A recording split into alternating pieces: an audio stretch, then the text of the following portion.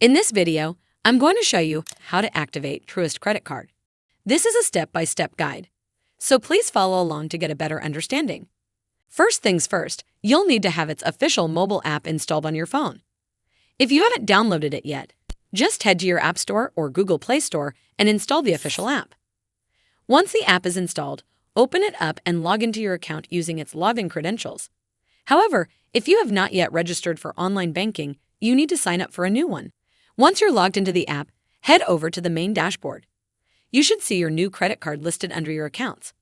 If it's your first time accessing the card, you may also see a prompt or banner that says Activate Card right on the home screen.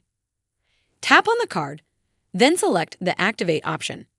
The app will guide you through a quick verification process, usually asking for the last 4 digits of your card, the expiration date, and the 3-digit security code from the back of the card.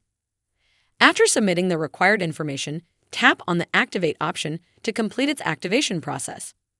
Well, that's how you activate your Truist credit card. I hope you found this video helpful. And if you did, make sure you give this video a super thanks by clicking on the heart icon to help support the channel, and don't forget to hit the subscribe button. We'll see you in the next one.